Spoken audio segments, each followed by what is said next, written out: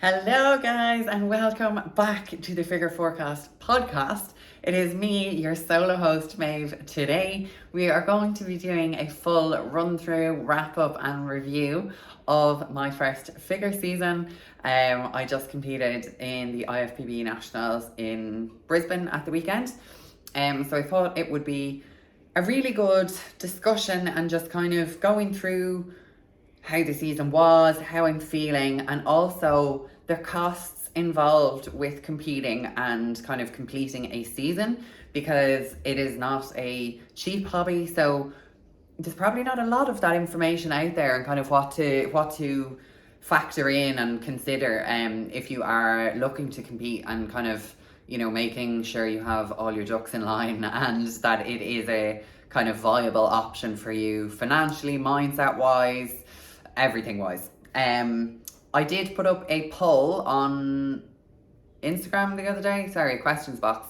So I'm going to go through those questions now that you guys sent in, and we'll just get a really good kind of discussion going, and I will be as open, honest, and as real about the whole process as possible. So first up, I guess the obvious thing is, how am I feeling post show? And of course, that was one of the questions sent in. This is a little bit of a hard one to manage or to answer, because I've been up and down.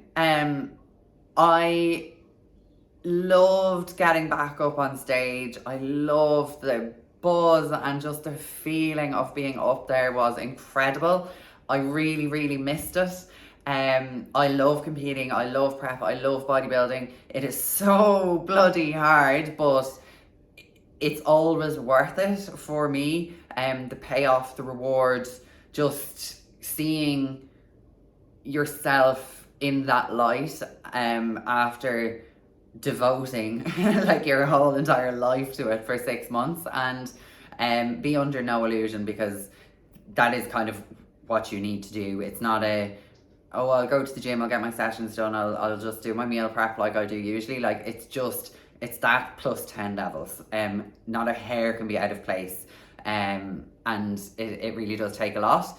So I've been up and down, I won't lie, since the weekend. The show on Saturday was an experience. It was a pro qualifier show, it was a national show, and it was quite a big show.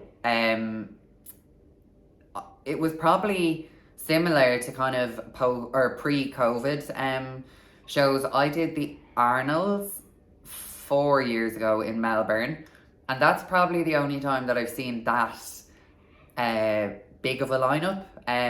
Like, even Tony Doherty, the promoter here of IFBB in Australia, he even commented on like how good it was to see so many girls doing figure again, because it's definitely been kind of dwindling the last few years, and not a lot of people have been doing it. Even with the Perth show, in the Open there was only 5, and in the novice there was only 4, whereas at Nationals there was 13. So it was a big lineup, and it was a strong lineup. I knew going into Perth, like, look, it wasn't going to be anything too crazy, but going into Nationals, it obviously was going to be a tougher lineup. But Jesus Christ, I wasn't expecting that one. It was so strong, and the girls were absolutely incredible. So I think for me, this is another question I get asked as well, like, why do a show you're not placing in? So why did I go into this show knowing I wasn't going to place? And yes, I knew I wasn't going to place. I still did the show. Why? Because I needed to compare myself to the best in Australia, because realistically they are the people I'm going to compete against, right? So I needed to know how much I needed to grow in comparison to these girls. And the only way you're going to do that is actually to stand beside them. You can look at people's Instagram all you want, but you are never going to know what they actually look like in person. And for me, especially as such a tall competitor, and figure competitor in particular, usually they are not my height. Like, they're petite to average height. And this definitely helps with the kind of muscularity appearance. it's a lot easier to look jacked as a 5'2" person versus a 5'10" or 11 person, and that's what I am. I'm nearly a 6 foot female.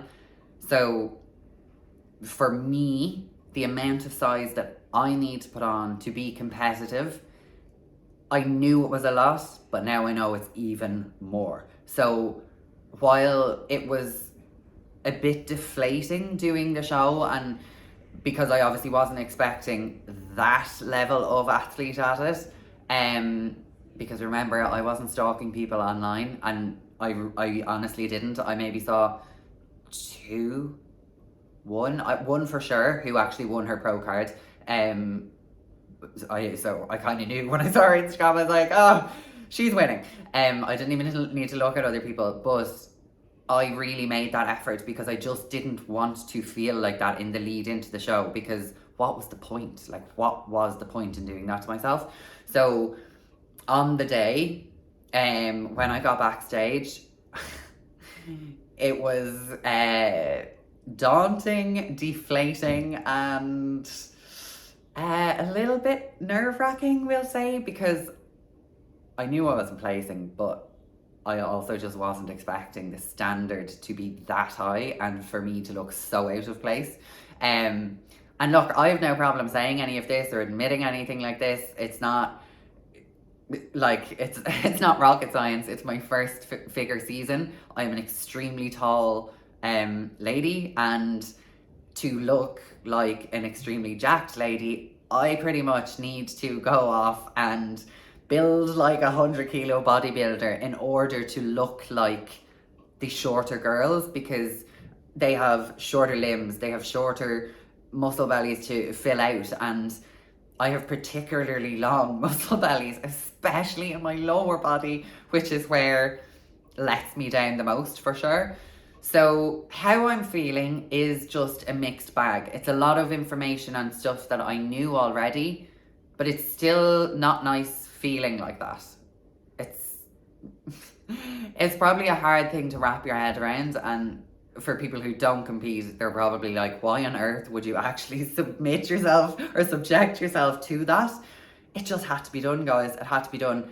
I knew I needed to bring myself up a lot, and I knew I needed to go up many, many levels to be competitive, but it wasn't until I actually saw people in person I fully understood how much I needed to grow and what areas in particular were looking off compared to others. So I'm 100% glad I did nationals. I'm still going to obviously ask for the judges' feedback from nationals. I got it in Perth, but I'm going to ask again for more because there was different judges there. And the more feedback you can get as an athlete, the more chance and opportunity you are giving yourself to develop and to grow and to get to the criteria that they're looking for a win. And I think if you shy away from these things, you're kind of you're in the dark. You're making a stab at it in the dark because you don't know who's going to show up on the day. You don't know what they look like. You don't know, how prep has gone for them. So unless you actually stand against the best, you're never going to really know how much you need to work to match the best or be the best or take out the best. So I'm really glad I did it, but it wasn't a really nice feeling on the day. That's how I can kind of explain it. And then, like, obviously after the show, no one likes not placing. Come on. It's obviously people want to place. Even though I knew I wasn't going to, it still didn't feel nice. So I was a bit deflated and kind of low on energy, I guess, on the day. I honestly woke up the next day fine. I'd had my little, moment, we'll call it, and that was that. But I will say this, and this is going to lead us on to another conversation entirely about trolls. If you are someone who does this, number one, and if you're not watching YouTube, I did a finger signal, let's say that. But I got a really nasty comment on Sunday, and this was from a dude who had also left a comment on my Instagram after the first show. Just like I actually don't even need to say what he said, but anyway, pulled me apart, had a go at me, had a go at my partner, had a go at my coach, all this kind of stuff, trying to tell me how shit I was, and shouldn't have done the show, and all this kind of jazz. And like, honestly, I'm going to tell you something that most people try to say these things don't affect them, but when you are after dieting for 6 months, your emotions are all over the place, your hormones are all over the place, you're tired, hungry, just glad it's over, and proud of yourself at the same time. And then some asshole comes along and goes out of their way to try and upset you and make you feel bad. Of course it's going to. Like, you're not a robot because you're a bodybuilder. You have feelings, you have emotions. So like, everybody can have opinions.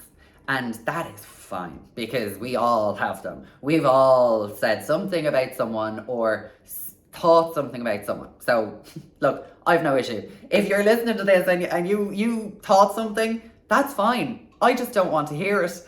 Nobody wants to hear people say horrible things about them. They just don't. Just keep it to yourself. If you are someone who actively goes out of their way to find someone's page and to leave a comment like that to try and tear them down and make them feel shitter than they already do, you're an asshole. Like, you're an asshole. That's all I can say on that matter. So Sunday morning started great. Then I got that comment, didn't have the lovely breakfast I had planned, all that kind of jazz, and it really did knock me for half of the day. And luckily enough, I actually met up with an old client over in Brisbane. We went for coffee, had a little catch up and had a little walk around the city, and I felt better. But a lot of people wouldn't be able to do that, and it would send them into a massive spiral. And like, I've received probably one other instance of really bad like negativity online, and I actually had to report this person to the IFBB because it was a show promoter. Nothing ever happened, but had to get it off my chest. Anyway, these comments can do very real, very dangerous damage to someone. And I'm fine now. I've gotten over it. I had forgotten to block him after the first show. I've blocked him. He's not going to be bothering me again. But a lot of girls, especially new to competing, are not going to have that mental strength built up, or like, it's hard to take. Like, you nobody wants to hear these things. So yeah, just be careful with your words, because what that could do is really, really, send someone into a very dark place. They could be standing in the mirror, picking themselves apart. They could decide they don't want to eat that day or that week and develop very dangerous eating habits or not eating habits, and, just go down a very dark road. And nobody wants to see that happen to anybody. So yeah, moral of that troll rant is just don't be a dickhead to people, really. Just if you have nothing nice to say nothing. So that's that covered. Trolls are unwelcome in here, and we hate them. They can't sit with us, right?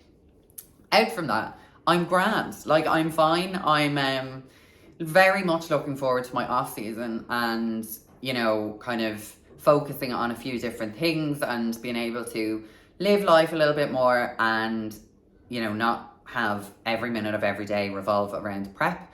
It's intense, and I like the process. Like, it's not something I don't enjoy. While I find it very difficult towards the end, I wouldn't do it if I didn't love it, and I think you'd be absolutely crazy if you did. So yeah, let's jump into some questions. I have them written down. So I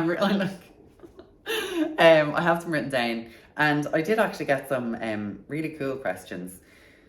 But let's just start. How was your experience with nationals versus regionals? I've kind of touched on it. Perth, I had the best time. Like, honestly, I was on such a high that day. It was 4 years since I'd been on stage, and it just felt unbelievable to get back up there. I was so proud of the package that I brought. I knew it wasn't obviously good enough to be very competitive yet, but the changes I'd made from last time I competed to this time I competed, I moved up a category. I'd obviously gained quite a bit of muscle and I came in leaner. You know, there was a lot of positives for me. And obviously getting a medal was lovely because I'd never got one before.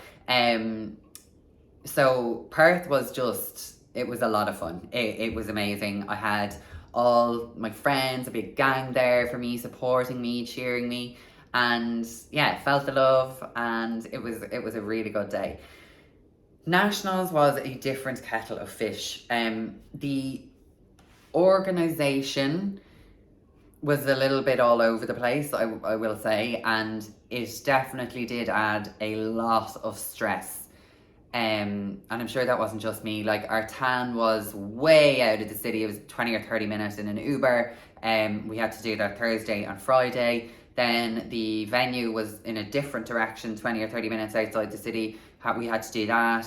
No one knew what building it was in. There was no signs. So, like, I know these sound very small, minor inconveniences, but when you are a day out in the morning of show and you are so stressed already, little things like that really do not help. So I will say, show morning, my stress levels were they were ridiculous. Like, from the minute I woke up until I got off stage, they were just through the roof. So that definitely didn't help things, I will say. And I think my mindset just wasn't the same going into nationals as it was going into the Perth show. So yeah, two very different experiences, but it was a pro qualifier and it was a regional show, so like they're obviously going to be very different. And yeah, it was my first time coming over to Brisbane as well, so it was my first time in that venue. Yeah, it was very different. Next question, let's see. What was judges' feedback? This is a great one, and I haven't got it from my Brisbane show yet, but I definitely will. I'm sure it's going to be much the same. Basically, it's nothing I didn't really know. I know my hamstrings and my glutes, they have always let me down. They are just an area that I really struggle to make significant progress on. I really do struggle to grow them, so that is going to be definitely a top priority through this year and the next few months of building. But yeah, so obviously my posterior shot needs to be brought up in terms of muscularity, density and stuff.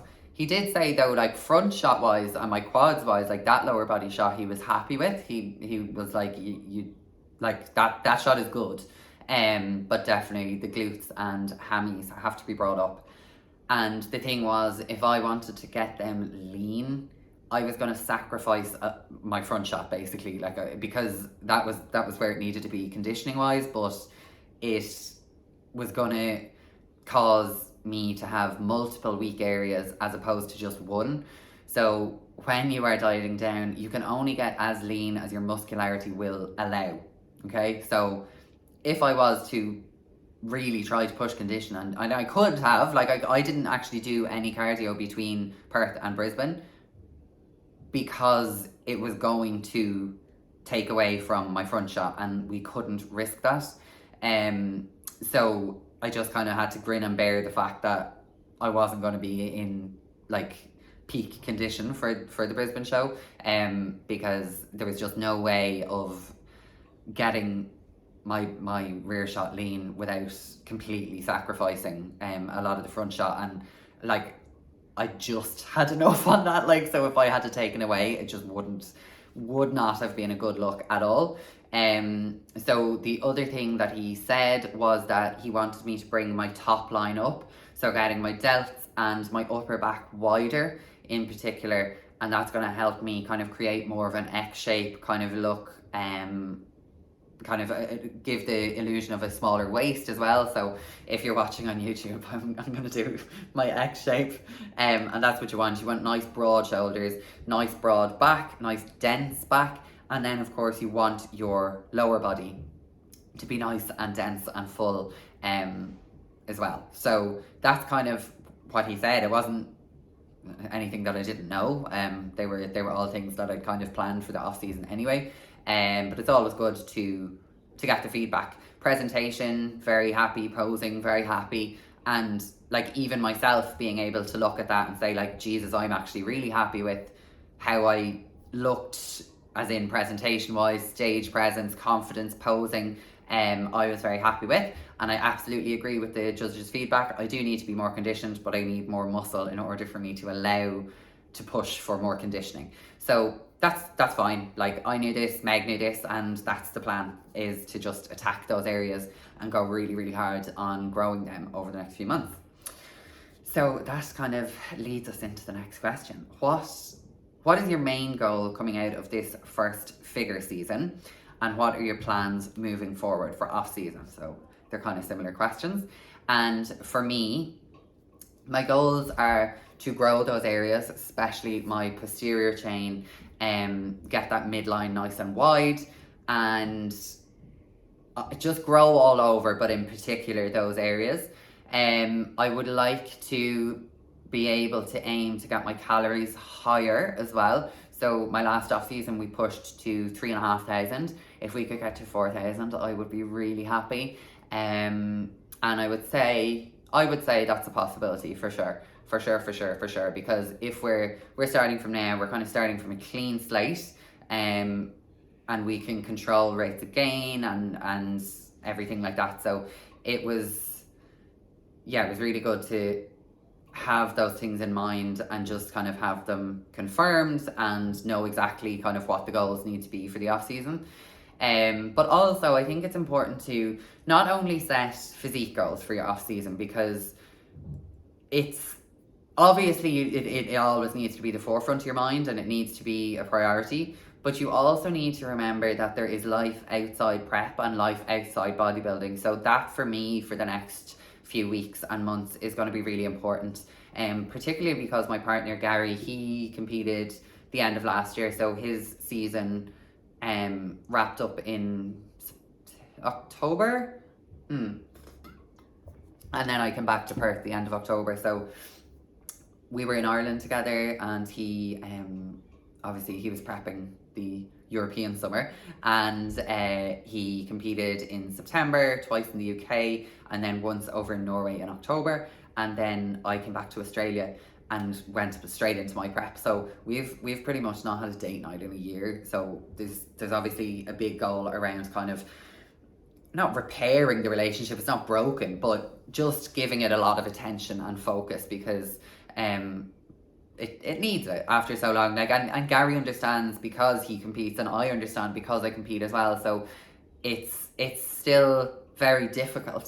So I think just some quality time with us together and making sure we get in date nights, and if we are having our off-plan meals, you know, we'll do that together, and just kind of prioritizing time together. That's definitely another big goal of mine. And another goal is to be more social with the girls, because at the start of prep I'm quite good for kind of meeting people, but towards the end when your energy is so low, it's just really hard. I have a really limited social battery, so I can kind of tend to not go to things or not meet up with people as much, because I just can't fatigue myself or tire myself out like that. And I also have a really short fuse, so I don't want to snap at someone for no reason. But just kind of, like reviving those friendship relationships. And the girls are all so supportive. Like, I have really, really great friends out here, and they all know me as a bodybuilder, like, because when I moved to Australia, I went straight onto prep. So it's not that I've, started this thing and alienated myself from my friend group. They are amazing, and they were all there at the Perth show cheering me on, and making sure I was okay after this show. And like, I couldn't appreciate them more, because not everyone will get it, and not everyone will want to kind of support you, because you might not coach things, you might bail or do this kind of stuff. So I am really lucky in the people I have around me here, but a goal of mine is definitely to just kind of embrace those friendship circles more, and do more things that might not necessarily revolve around food or drink all the time, but sometimes it will, of course. And now in off season is the time to do those things. So we have some really nice plans made. We have a nice girls' night to Nobu. We have a nice little trip for the girls doing like a wine tour down in Margaret River. If you're not from Australia, that is like the wine region in Western Australia, and I've never been. So yeah, just some little cute kind of girly things like that. I'm really looking forward to. And definitely, if you've known me for a while or followed me for a while, you'll know how much I love cooking and creating recipes, and baking in particular. I find that very therapeutic and very calming. So I'll definitely be doing more of that, and kind of just creating, healthy treats and recipes and stuff. It's not that I need to, bake chocolate muffins or anything, but I just really enjoy the process. So coming up with new little treats and recipes and meals, and yeah, I'm really looking forward to that. And then, what are your plans moving forward for off season? My plan off season, like lengthwise, I'm hoping that I will have enough time in the next 12 months to pack on as much size as possible, because I would like, if off season goes well, I would like to compete the end of next year, so do season B 2024. Now this is all obviously really depending on how the next 12 months go, because as I said, I didn't predict just how much size I was going to need to put on to be competitive. Now saying that, I probably won't do the Australian show next year. I would love to compete internationally. Now that's going to mean the standard's even higher, so I really need to kind of sit back and monitor how we are going, and obviously have that conversation with Meg as well. Like, I'll go through the cost of competing soon, but it is not a cheap hobby, so unless I am going to be competitive, I'm not going to do it. Obviously I can push it back a season or two, but I definitely don't want to take as long away from stage. 4 years was a very, very long time. Now, there was COVID, there was a lot of travel, there was hemming and hawing, and I had a change in coach, and so I didn't have a coach, then I had a coach, and then I changed coach, and it was a productive 4 years, but I could have squashed it into less time for sure if I was just set up with one routine in one place with one coach. I would have seen, more progress in a shorter amount of time for sure.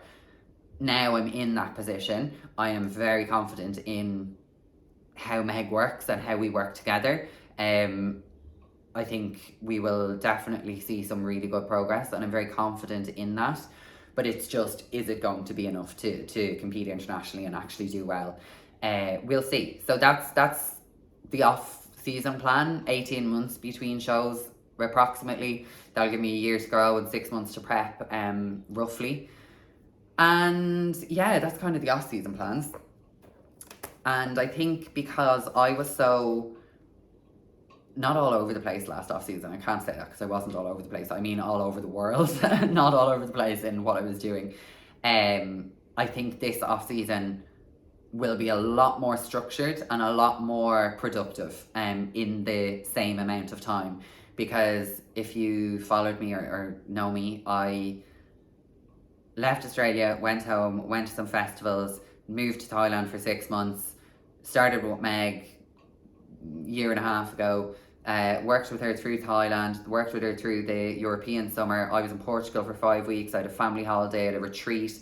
Then we had Gary's shows. We were, over and back to the UK. We were in Norway. We had Tomorrowland. We had trips to Creamfields, Amsterdam, Portugal. Like, there was a lot of moving around. And while I'm a very consistent person in my actions, it wasn't a consistent structured / routine, because I was so, I was exposed to so many different environments, that I think kind of just being in one place, in one environment, with one set routine, a very structured one, is going to warrant a lot more progress in the same kind of time. So I'm really excited to see that. And I think this season for me was, yes, to see what needed to be done and how I matched up, but it also was for me in that I could prove to myself that I could do it, because obviously there's going to be doubt there. If you're moving categories and you have ambitions of being a, fucking competitive figure athlete, and you're coming from bikini it's a big jump. Like, it is a big jump. Yes, bikini girls have muscle, but in very different places and in very different amounts. They have a very different look, shape, structure. So I had to completely like rebuild my shape and size. And now that I am a figure competitor and I am that shape, it's going to be not easier, but it would be not as big a change in what I'm looking like. The shape is there, I just need to build upon it, basically, in this one. So what was judges' feedback? And the other question I got is actually a really, really bloody good one, and I'm surprised more people did not ask this. What are the effects of competing / prep on your health with lack of calories, your body image and stuff like that? And this is a fantastic question because it's not a healthy thing. Prep is not healthy. So it's not a normal fat loss, just, eat less, move more, drop a few kilos. I went from about 85 at my peak weight, probably average of 83.5. And my lowest weight was 66 kilos. So I lost nearly 20 kilos in prep. Bringing body fat down to leaner than I have ever been before. My calories dropped lower than they have ever been before. I went down to 1,000 calories, including my vegetables. So realistically, if you don't count veg, that's 850 calories. And it was needed. Like I still wasn't like super conditioned. So be under no illusion. Like, this is not a healthy sport. And I'm usually quite reluctant to share my calories and stuff online, so I'll definitely not tell you my macros or anything like that because I just don't want people to copy them. And there are probably people who aren't competitors here that think that's what they need to do for fat loss. It is not. Please do not copy that kind of thing if you are just looking to lose some fat. You run the risk of things like amenorrhea. Now, I personally don't get a bleed anyway. I have the Implanon bar in my arm, so I don't get a monthly bleed. I still have a cycle, like as in I will still get cramps, I still get cravings, that kind of stuff. And I definitely did notice those the last 2 months in particular, but I think it was because I was so hungry on such little food that normally I probably wouldn't notice them as much because I'm able to actually eat and fit things in and stuff. So yeah, that was an interesting observation. But you run real risk of doing harm, and this is where having a good coach who actually cares about your health is so important. And like Meg has been absolutely fantastic. She's very on top of it when it comes to bloods, health supplements, vitamins, sleep, everything is accounted for. So there are definitely some coaches out there that will run you into the ground, and this is really unfortunate because especially with first time competitors, they can just assume, well, that's what it takes and that's what prep is. You shouldn't be feeling like absolute bag of shite 20 weeks out and on miserable calories doing loads of cardio. Like, that's not what it should look like. So the effects, I suppose, on body image, this is a hard one to answer because body image for everybody is such a personal thing. And remember, you could be very lean and struggle with body image. You could be very large and not struggle with body image. Body image is your image of your body. So it doesn't matter what anybody else thinks. It's how you feel in your own skin. And I felt great going into my shows. The Perth show probably more so because I had never seen myself in that light before. I had never seen that definition. I had never seen, and also like when I was doing bikini shows, yes, you have a peak week, but it's very different to it, like an actual peak, where you're manipulating carbs more and stuff. Yes, you do to an extent in bikini, but it's a different. You don't need to fill out as much, let's say. So I'd never seen, that kind of effect from peaking, and it was just so interesting. And I love the learning part of prep and learning how my body responds about things. And I think when you look at it from an objective point of view and how your body responds, it's nearly like a little science project. And I think I talked about this before in regards to reverse dieting. So that's kind of a way that I help myself not struggle with body image as much, because now don't get me wrong, we all have days where we don't feel our best. Like that's us as humans, females in particular. That happens. So you're never going to escape that, no matter if you're competing or not competing. We all have bad body image days.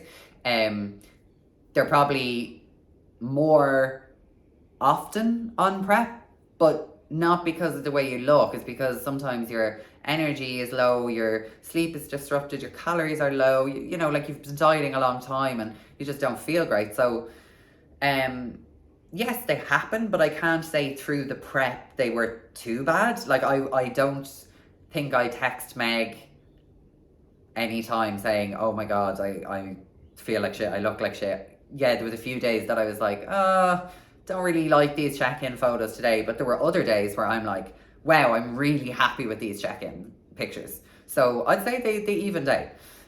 Post-show is a different kettle of fish, because I go on a lot about, you know, the importance of getting out of a diet and, you know, regaining a healthy amount of body fat. And that is so important, because when I was talking about the previous question, like your hormones and stuff are going to be out of whack, your hunger hormones, your sex hormones. And this is why it's so important to get your blood work done before, during and after prep. So I have to get my bloods done now 8 weeks post-show. And that should have seen everything settled by then. If it's not, then we deal with the problem then. But it's just, you need to give your body a chance to kind of recover and get those things balanced out. Yeah, because obviously they're going to be disrupted at the end of a prep. Of course, there's no getting around that. So yeah, body image post-show was fine at the weekend. Absolutely fine. I had my shoot on Monday. I felt like a sexy bitch. Not even gonna lie. I am not even embarrassed about saying that. It was fire. Then we arrived here on the Tuesday evening, and unfortunately everything needs to be pre-booked in terms of food. And we literally had the option of pub food or pizza.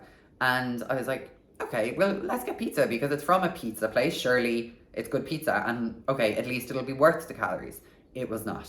We paid $60 for 2 terrible pizzas, like $60 Domino's. Imagine getting 2 shitty cardboard Domino's, but having to pay $60 for them. That's exactly what happened. It did not digest well. My tummy was not happy. It tasted awful, wasn't worth the calories. And then I woke up the next day feeling like shite. My tummy was in a fucking jock. I had like water everywhere. My face was puffy. Oh, I just felt yuck. Now, I did not eat out yesterday because I just needed a break. And we made some rolls. I had some Weetabix later. And I woke up this morning a little bit lighter on the scales and feeling a lot better. So you can kind of control the amount of yuckiness you feel afterwards, depending on your food choices. Because if you just decide to eat rings around yourself, not track, go completely AWOL and, you know, not reverse and just do the dog on it, obviously you're going to feel like shit, because your body can't process those things after 6 months of not having them. It doesn't just snap back to normal like straight away. You need to reintroduce these things gradually. And while yes, you're going to of course enjoy a post-show meal, like you're expecting to feel very bloated, but just have your day or two and then, you know, get back to some good food. So once I've done that, I felt grand this morning. Yeah, like, look, do I have like shreddy abs? No, they disappear very quickly. Like they're kind of a moment in time deal. Am I still lean? Of course. Like, I haven't trained since Friday, so I'm a bit flat. I don't have a pump. I just had a bread roll before this, so definitely not a 6-pack there. But I have to say that's probably something that I haven't struggled with too much post show before. because I treat it as my science experiment. Again, I see how I respond, I see how high we can push calories, and yeah, I just kind of, I try to detach from the emotional side of it. Now, look, it's not going to be 100% every day that I'm able to do that, but I think when you come at it from a more objective mindset and way of looking at things, that definitely helps. Rather than saying, oh my God, I'm not shredded anymore. You're not meant to be. You're not meant to be. That is not healthy. It is for one day. You are getting judged on one day, and you need to look your best for one day. Then you need to get into a recovery phase straight off the bat. You need to raise the calories. You need to start fueling your body. You need to get the hormones balanced. You need to gain a healthy amount of body fat back. It is not healthy being at this level of body fat. When you think about it, and you know, you look at people with severe eating disorders, say, and they are skin and bone a lot of the time. Your body fat levels aren't going to be far off that if you're in true comp condition. So like, you're going to experience the same health risks, you know. Obviously you've, you know, been eating protein and you've been eating, but you've been eating a lot less than you usually do, and you've brought your body fat down to a level where your body does not like to be. So of course you're messing with things that need to be restored as quick as possible post show. That is my little lecture on prep and its effects. But I wanted to go through today the cost of doing a season, because it is probably something that isn't laid out very clearly from what I've seen online. So let's just have a little look. I broke it down into monthly costs and then into like one-off costs, you know, associated with shows or competing. So monthly, you have your supplements, your coaching, your posing, your gym membership. I added on sauna, and like you need all of those, right? Like there's no question about it. So supplements wise is about 300 a month, coaching is about 400 a month, posing is about 315 a month. Gym and sauna membership was 165 a month. Now these are in Australian dollars, so anyone in the UK just knock off half of that. Yeah, so that works out about 1,200, so 1,200 a month pretty much, you know, for 6 months, yeah? So that works out at about, oh Jesus Christ, what am I, oh my God, my brain. Then we have, for competing, oh my God, this list, guys, my heart when I actually added this up, oh Jesus. Okay, let's go. Show registration by two, $700, $600, $700. It was 200 per category in Perth, and then 100 for the second one, and then I think it was 200 in Brisbane per category. So yeah, about 700 to register. Then you have your tan, and that was 200 in Perth and 250 in Brisbane. So that was $450 for two spray tans. Two spray tans, almost $500. Absolutely sickening. Yes, you have to get it done with them because no one else can go backstage and fix you. So yeah. You then also have to join the NPC for the year. So this is, you know, obviously if you're just doing one show, it's like, but if you are competing a few times in a season, it's not that bad. So that's $155 Aussie. Then you have your glam for the shows. So you have your two sets of, you know, nails and pedis. That's, you know, $200, $250. You have two sets of lashes, that's another $200. You have your two sets of photos, that's another $200. The accommodation for 6 nights in Brisbane, that was $1,100. The return flights each, that was another $1,100. Travel and Ubers, honestly, I haven't even added them up because there were so many of them. If you're traveling, sometimes it can be worth hiring a car, but where we were staying in the CBD, there was nowhere to park it, so we would have had to add on the parking, so it actually wasn't going to end up any cheaper. So you need to factor in Ubers and kind of modes of transport. If the venue is in the city, obviously it makes it a lot easier, but we had to travel out of the city to the venue. So yeah, that was quite a bit of an add-on. Then you have your bikini. That was $550, or 350 euro. Anyone wondering, I got my bikini from Bikini Veronica. She is absolutely incredible. She's a Ukrainian lady. I think she's living in Romania right now. And she was who made my first bikini, and I absolutely loved it. So I just went with her again instead of an Australian company, because I was really, really happy with the design. And then shoes, they are $125. Depending on the model you get, it could be a little bit less, it could be a little bit more. So that, like, the one-off costs $4,800. And then you have 6 months of $1,200. So that's like 7,000 and another 5,000. So I would say 11 or 12 grand for a season. Yeah. And then obviously if you are going down the assisted route, your PEDs on top of that are going to be very expensive, especially if you are in Australia. So that's just something else to consider. It is not a cheap hobby. you can do a lot cheaper hobbies. If you just want to get in shape, go do a photo shoot.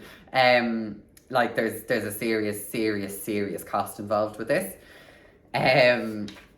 Yeah, so hopefully that explains it and gives you a little insight into competing costs and how I am feeling after my first figure season. I'm so happy that I made the move and that I did take the jump to figure, because I'm much happier with how I look. Even if I didn't place, I prefer the look. And I know that if you place all of the weight upon a medal, or you only compete to win, you can be very, very, very disappointed, and your mental state can really take a nosedive if you then don't win.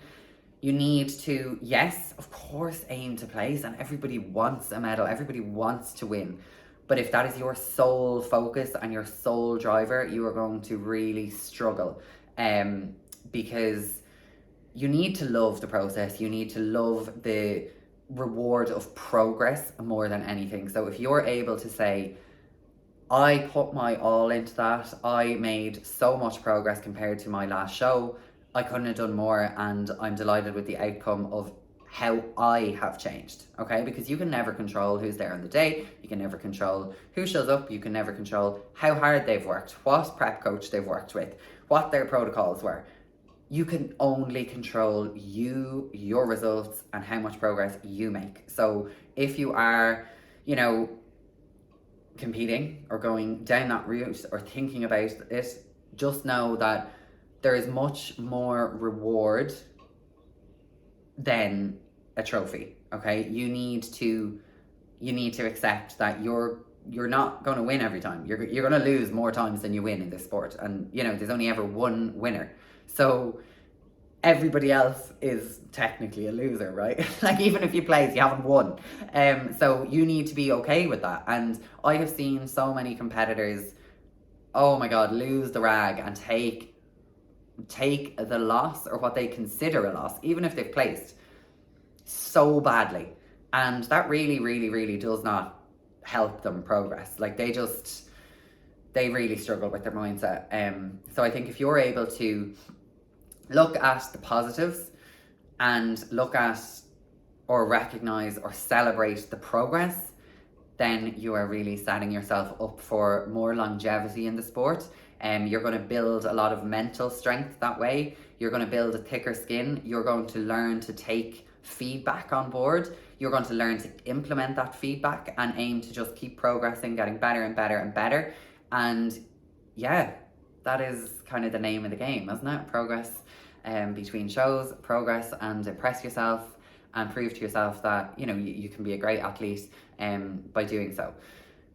hope you have enjoyed that solo episode, guys. Thank you for tuning in. Thank you, of course, to anybody who has reached out and supported me through this prep. Like, so many of you listening to this have, and it really does not go unnoticed. And if I have missed a message, I'm so sorry, but I got so many messages this prep from people I have never spoken to before, I've never met before, like having a breeze who they are. And that is probably, it's so heartwarming to see that, and especially on the days that you are feeling that bit down. And I think I probably, I wasn't very open with my bad days at kind of the start or midway through prep. I was a little bit more open by the end of it, and the support I got on those days in particular, when you just let people know that you're not feeling your best, like it was incredible. So genuinely, if you were someone who left a comment or reached out in a DM, replied to a story, whatever it was, thank you so much. They were very, very, very much so appreciated. And it really was lovely to get the support. So thank you for listening to my first solo podcast. We will, of course, have my lovely co-host Scarlett back on the podcast next week, and we have another epic guest coming on. Yes, an athlete, not a figure athlete, and also a top level coach who is coaching top level pros to the Olympia level. So really excited to pick their brain and to pass on some knowledge both to athletes and coaches alike. So make sure you do not miss that one. It will be available, of course, on all of our platforms. Make sure you give this a thumbs up. Make sure you hit subscribe. Please do try and share it with friends you think are interested, and spread the love of figure and muscly females. Until next time, I am A. Thank you.